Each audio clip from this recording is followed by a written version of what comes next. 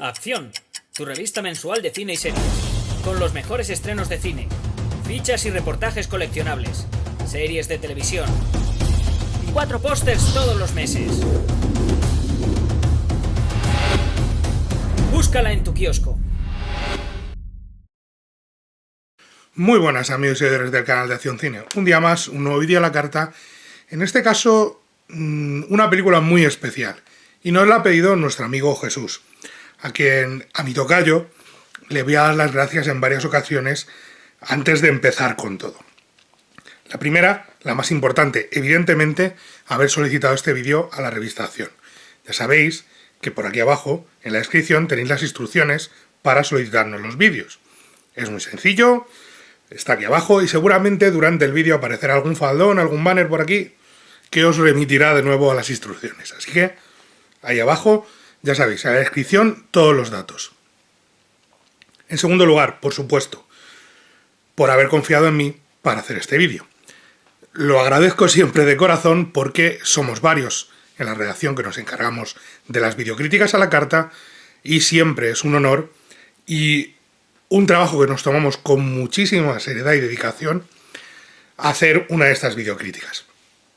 Luego estaréis de acuerdo, no estaréis de acuerdo, os gustarán más, menos, podemos tener todas las peleas que queráis, pero para nosotros es un honor que nos digan que tenemos que hacer una videocrítica y además es algo que hacemos, disfrutamos muchísimo y hacemos con muchísima dedicación, creedme.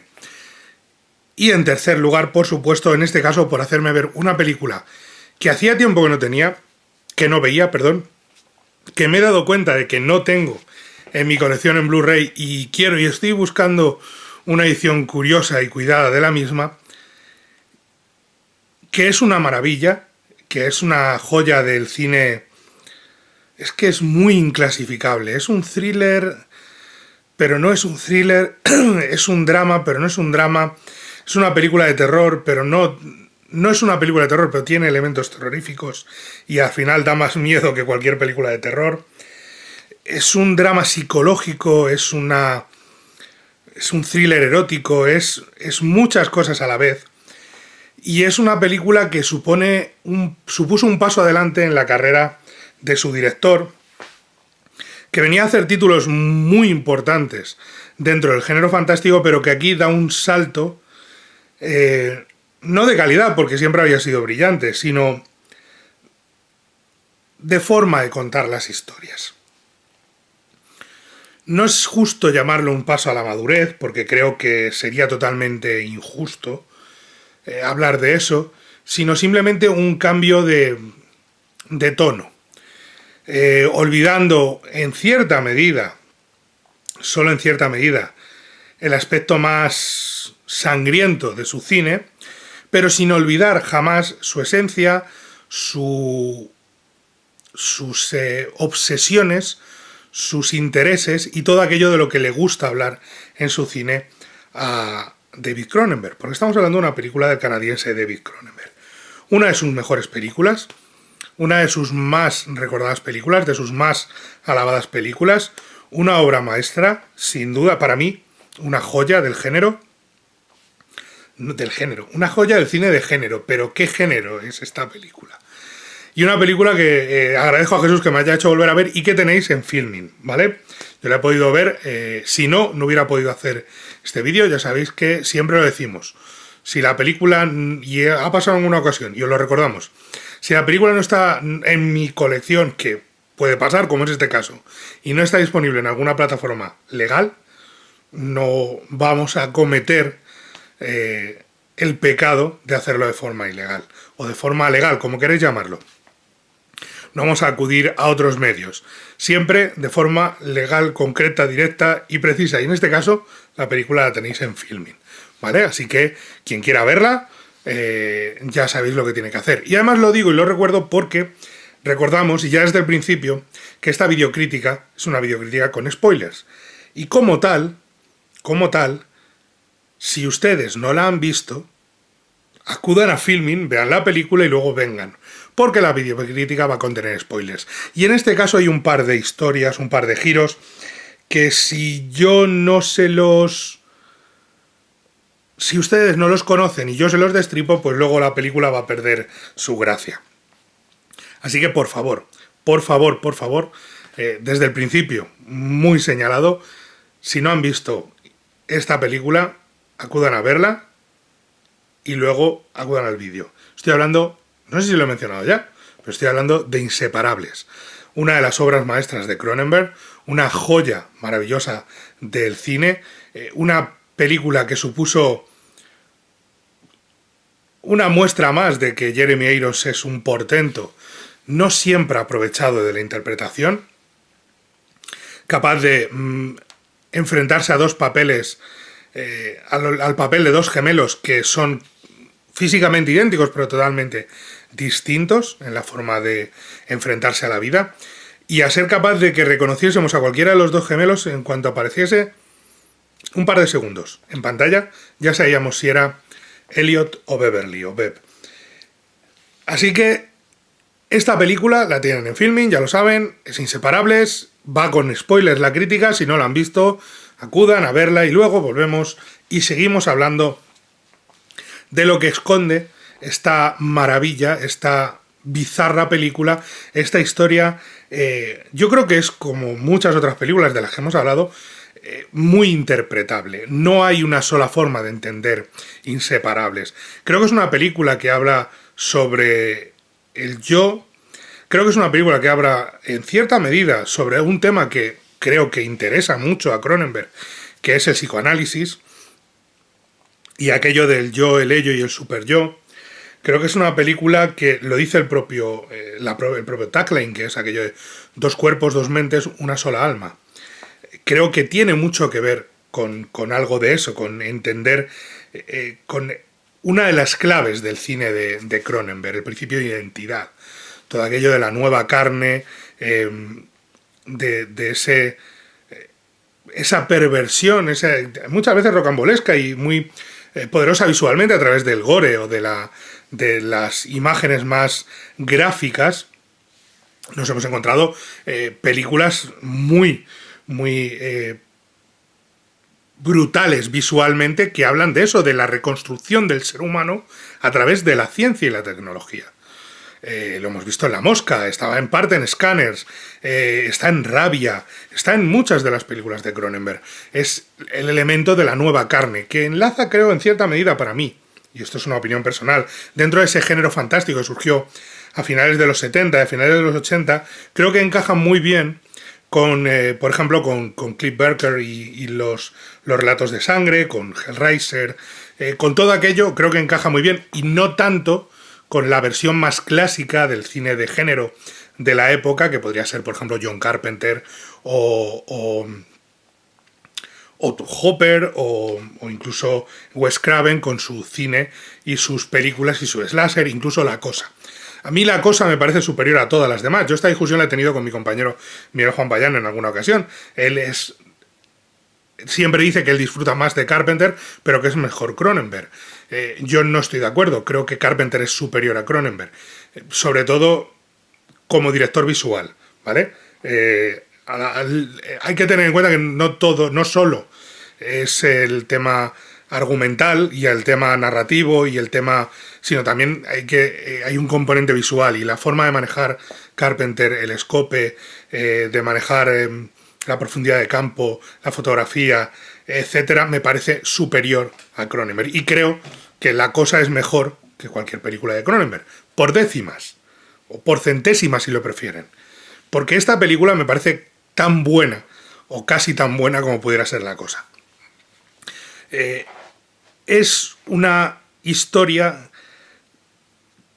que, repito, tiene muchas formas de entenderse, que tiene un concepto del ser humano muy particular y que tiene un concepto de las relaciones humanas que tienen que ver con el dolor y el sufrimiento a la hora de conformar el alma y quiénes somos, y que tienen que ver, creo que también, con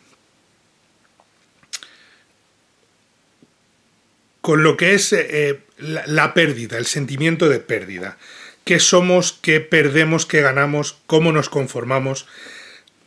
qué es el yo, qué es el ello, qué es el super yo, todo aquello, creo que está muy bien reflejado en la película y para mí, repito, y creo que además sirve para mirarnos a nosotros mismos y entender muchas cosas. Tiene mucho que ver también con toda la relación entre el Eros y el Tánatos, sexo, muerte.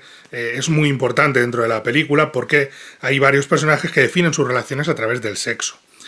Aunque ellos crean que es emocionalmente. De hecho, los protagonistas, los dos personajes protagonistas, viendo la escena inicial, parte con ese momento en la infancia en el que hablan con una vecina y están hablando de sexo, y son niños de 8 o 10 años, y están hablando de sexo no como algo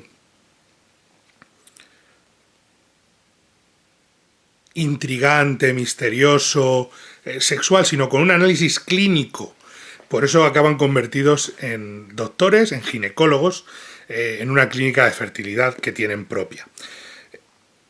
Y es muy interesante también ver cómo ese avance, esa forma de entender las relaciones de Cronenberg, ese Eros Tánatos, tiene también mucho que ver con el dolor, y con el dolor, con la sangre y con el sufrimiento, como decía.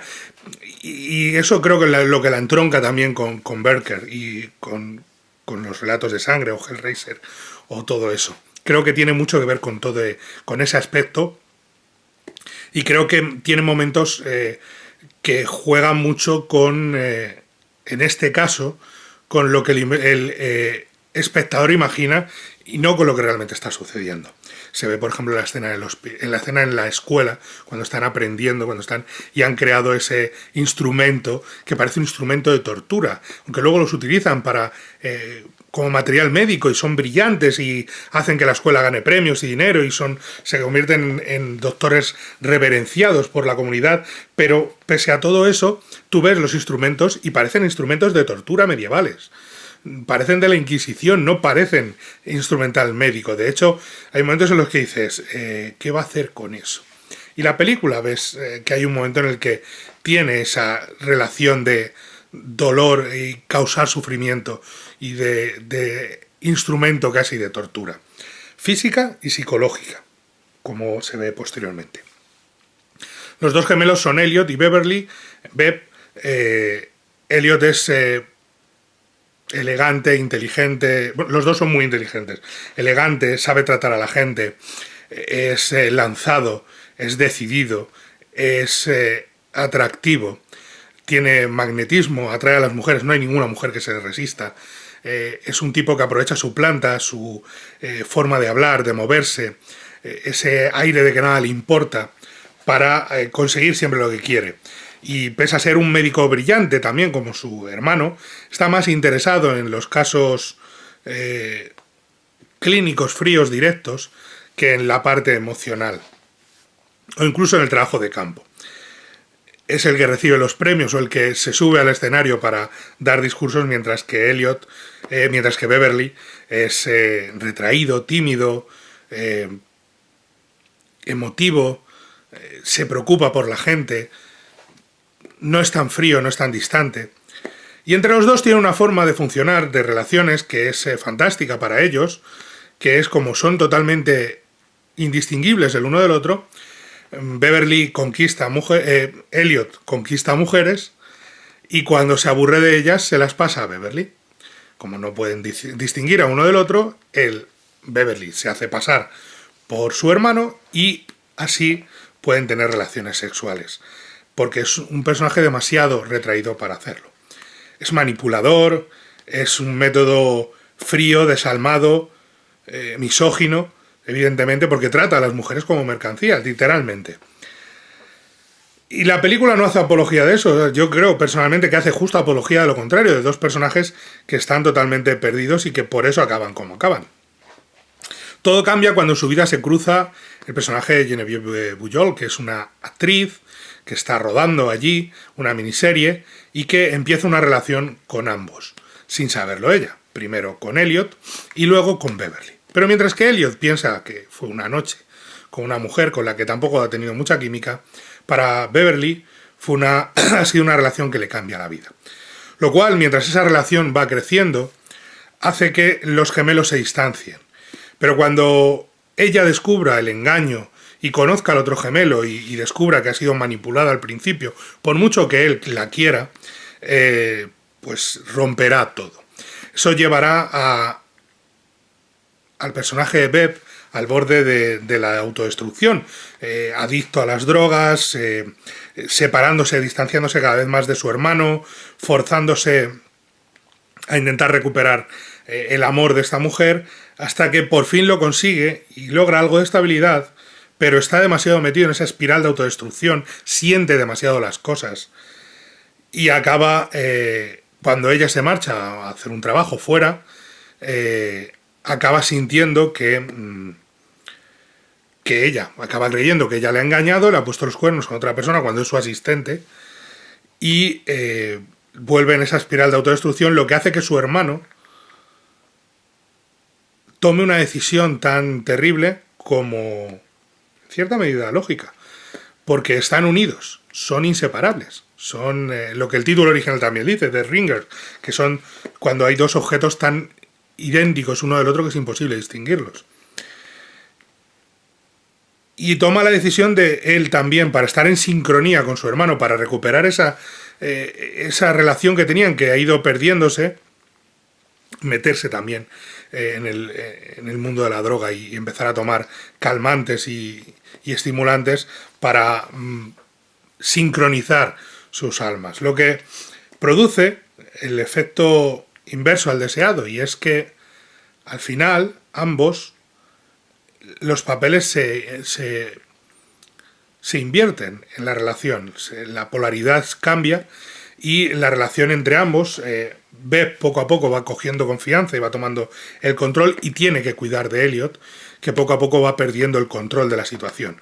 Por el camino han perdido la clínica, han perdido todo, hay ese momento de Elliot destrozado cuando ve sus artilugios, sus aparatos, que él ha creado en una especie de museo, una galería, recién adquiridos, expuestos como si fueran arte, porque parecen una pieza de arte, en plan tortura o algo así, repito.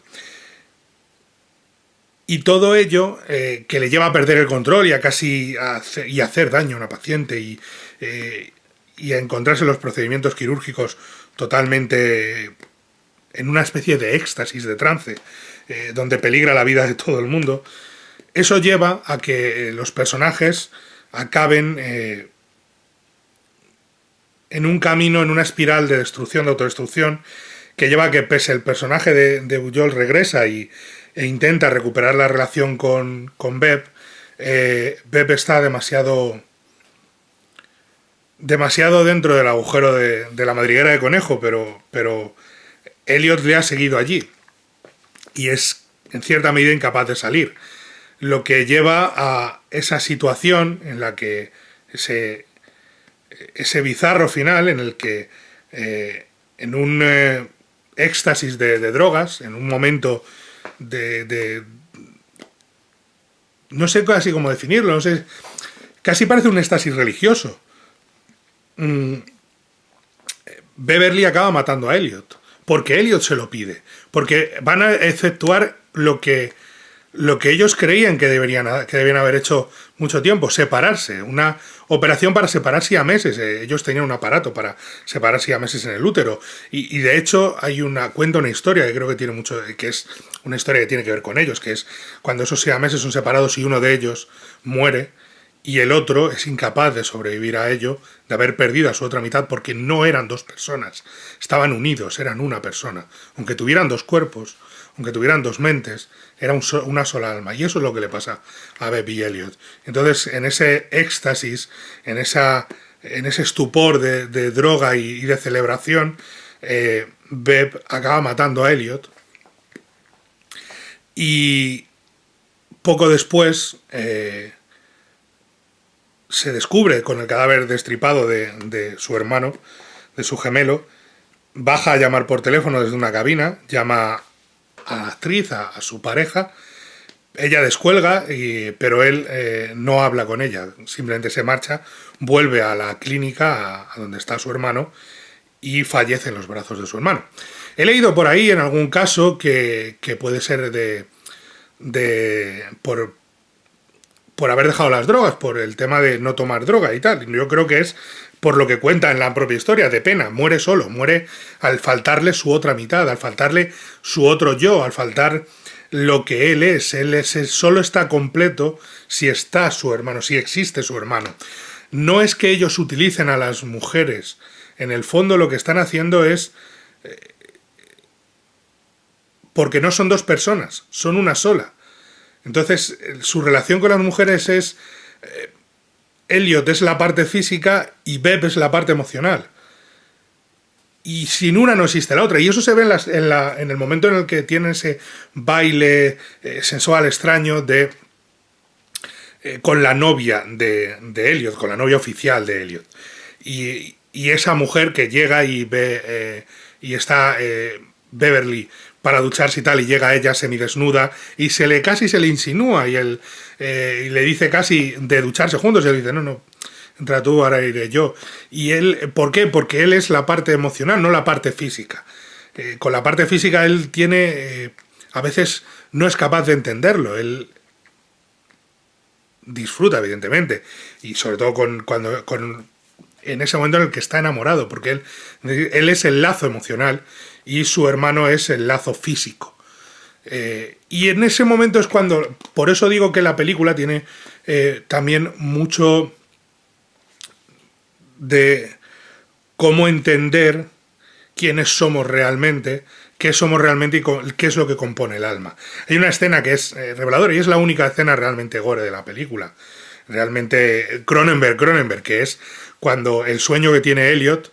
que tiene Beb, perdón, siempre voy a mezclar el nombre de los gemelos, cuando sueña que está unido físicamente, como si fuera un siamés, con Elliot, y que ella despierta, su pareja despierta, y le ve y decide, Claire, la actriz, decide morder esa unión y separarla esa amor. Y el dolor es tan terrible que le despierta de la pesadilla.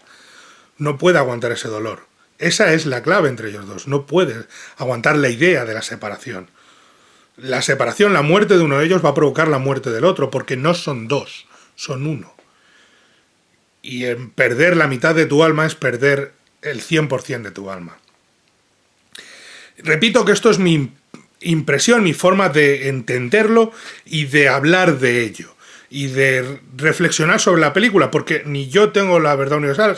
Seguramente Cronenberg vendría aquí, y alguien que entienda más del tema psicológico vendría aquí y me diría, no, lo has entendido mal. Yo es el mensaje que he sacado siempre de esta película, y ese aspecto morboso y terrible. Es una película aparentemente gélida, pero si te fijas en las relaciones, pero solo si te fijas en Elliot. Si te fijas en Beverly, es una película mucho más cálida. Tiene dos aspectos, aunque la forma de narrar del propio Cronenberg es totalmente clínica, fría, casi desapasionada, casi inhumana. En eso me recuerda, es una película que siempre me ha recordado posteriormente a Crash y en cierta medida a Existence, aunque un poquito menos, pero es en esa línea quizás. Ese Cronenberg más muy reflexivo, pero muy clínicamente distante. Para que nosotros seamos los que juzguemos, él no pone ni una sola emoción. Él se mantiene gélido. Y se nota en el uso de los colores. Fijaos cuánto gris, cuánto tono metálico, cuánto blanco, azul, apagado, las luces, la fotografía. Solamente destaca esos trajes que utilizan para la cirugía, que son rojo brillante, que casi parecen... por no decir otra cosa, parecen casi de paso de Semana Santa, parecen que son cofrades de una hermandad, o sea, con ese traje rojo, brillante, sangre, color sangre, que define cuando son más pasionales ellos dos, quizás, que es cuando están operando dentro del cuerpo de una mujer. Quizá la forma en la que ellos se entienden por estar relacionados íntimamente con una mujer es a través de la medicina, lo cual le explica más todavía esa frialdad. Por supuesto, todo esto no existiría y no se podría entender, aparte de esa forma brillante y clínica de narrar todo de Cronenberg, esto no existiría sin Jeremy Irons. O sea, esta película, no sé si con otro actor, evidentemente puede haber otro actor que lo haga, pero Sin Irons, en este momento es el que lo hizo, un actor de menor de calibre habría fracasado de una forma estrepitosa.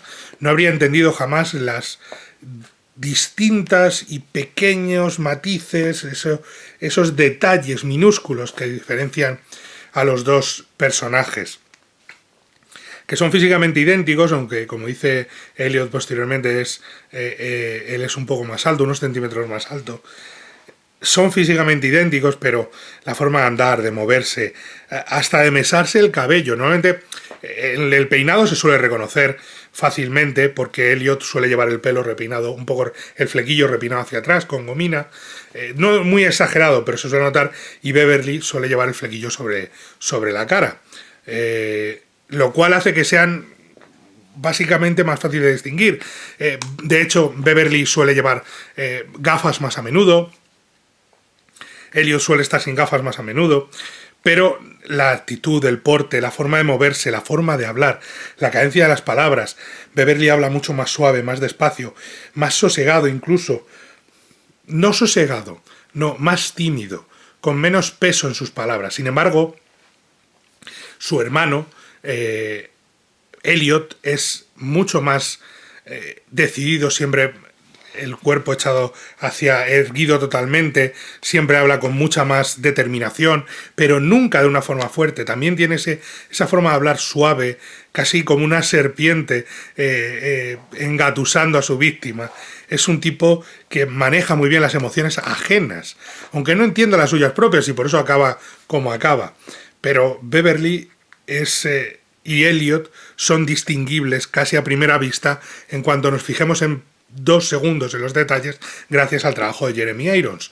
Es imposible entenderlo de otra forma y es imposible manejarlo de otra forma. Y es muy importante para mí que en la película el personaje femenino sea un personaje maduro, un personaje, no sea una joven, porque la relación que tiene Elliot con una mujer es con una mujer más joven que él, mucho más joven. Pero aquí no, son 2 personajes maduros, 2 personajes que se atraen. Creo que la química es mucho más fluida y creo que se evita uno de los clichés de Hollywood tan habituales de una mujer más joven con un hombre más maduro. Y creo que lo maneja muy bien porque además aprovecha una actriz como Genevieve Pujol, que está maravillosa y que tiene una química increíble con Irons, y que llega un momento en el que te crees casi que es capaz de distinguir a un gemelo del otro.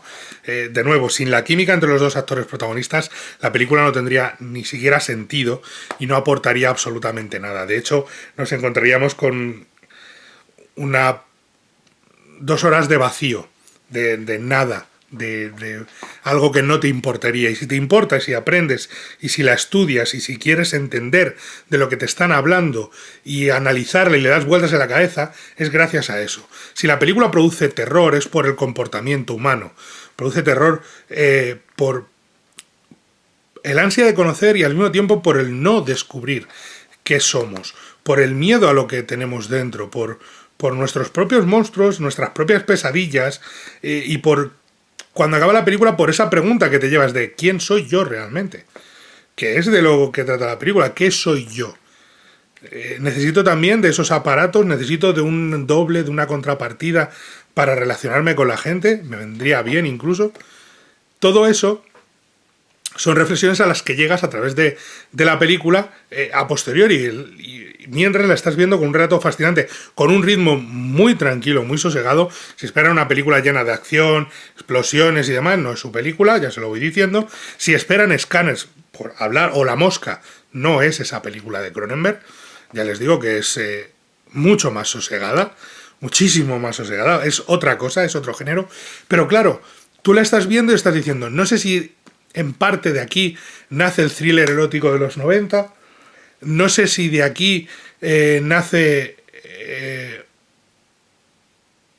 el terror urbano, no sé si de aquí nos encontramos con los dramas psicológicos que vendrían posteriormente, porque es una película que se nota que ha influido en ciertos directores. A mí creo, personalmente, de nuevo, creo que influye el cine de Cronenberg, creo que para mí lo veo a veces en Fincher, personalmente, pero viendo esta película no está tan distante de lo que ofrecen otros cineastas actuales más centrados en lo emocional, a lo mejor. Y creo que ese es uno de los grandes aciertos de la película. A mí, por ejemplo, el director de Take Shelter me parece que tiene parte de Cronenberg y de lo que aporta películas, sobre todo como inseparables. Y todo el tema repito, de la nueva carne y demás, que aquí está mucho más sutil, de una forma, pues una película muy sutil, muy elegante, muy bien trazada. Fíjense en la escena en la que el personaje dice que se ha quedado encerrado en la oficina y sube el portero a abrirle. Fíjense en cómo está narrada, la puerta está atascada, sí, no se preocupe, ¿por qué está eso? Y cómo no te lo muestra, porque te deja que entiendas tú qué es lo que está sucediendo ahí realmente. Cómo han perdido todo esos dos personajes y cómo han visto que su vida, tal y como la conocían, se desvanece y desaparece. Fijaos en que la película juega muchísimo con los planos medios y los planos cortos de los actores. No suele haber mucho plano general, porque hay pocos, porque juega que entendamos que poner a los dos actores en pantalla juntos es caro, o es más caro que hacer planos cortos, plano contra plano, pero la película nunca hace